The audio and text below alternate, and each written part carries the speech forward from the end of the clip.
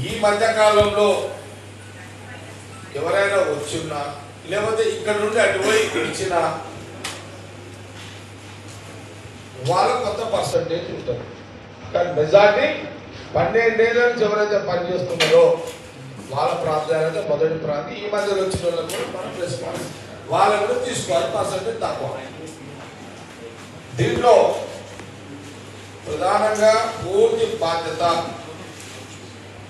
Response అట్లాగే సమన్వయం చేసుడు, కాంట్రవర్సీ లేకుండా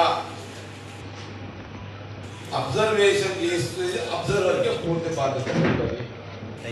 దీంట్లో ఇన్ఛార్జ్ అయితే vice president, state vice president, general secretaries ఉన్నారో వారి అప్రూవల్ కూడా తీసుకుంటారు.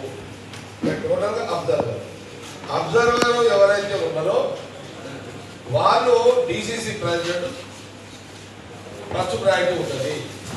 దాని తర్వాత ఎవరైతే ఎమ్మెల్యేగా పోటీ చేయడం జరిగిందో మొన్న వాళ్ళది కూడా ఉంటుంది.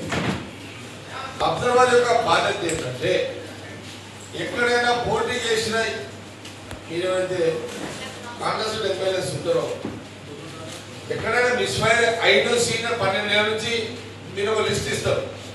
ఇచ్చిన దాంట్లో 12 సిన్సియర్గా పనిచేస్తున్నారు అబ్జర్వర్ నోటీస్గా పోతే ఆమె డైరెక్ట్గా ఆ పేరుని డైరెక్ట్గా పిసిసికి ఇన్ఛార్జ్కి రికమెండ్ చేసే అధికారం ఆమెకు ఉంటుంది. అందుకే అబ్జర్వర్ వేసేది. నన్ను వేయడానికి కారణం ఏంటంటే మొన్న ఖార్గే గారు వచ్చిన సందర్భంలో మొన్న సీఎం గారు కూడా చాలా ఎట్టి పరిస్థితులు అయిపోవాలన్న కమిటీలో అయిపోతుంది. నేను మిగతా మెంబర్లకు స్టేట్ డైరెక్టర్ పోస్టులకు కార్పొరేషన్లకు వేయడానికి ఈజీ ఉంటుంది. సీఎం గారు అప్పీల్లో ఇన్ఛార్జ్ వారి డైరెక్షన్లో జరిగింది ఏంటంటే ఈ జూలై 15వ తారీఖు లోపల యాజ్ ఏ కంబైన్డ్ డిస్ట్రిక్ట్ ఇన్ఛార్జ్గా నేను సబ్మిట్ చేయాలి. నేను నాకు ముందు అబ్జర్వర్, డిసిసి ప్రెసిడెంట్, దాని తర్వాత స్టేట్ నుంచి ఉన్న వైస్ ప్రెసిడెంట్, జనరల్ సెక్రటరీల థర్డ్ ఒపీనియన్, దాంతో పాటు కాంటెస్టెడ్ ఎంపీ అండ్ ఎమ్మెల్యేస్ 5 మంది పేర్లు.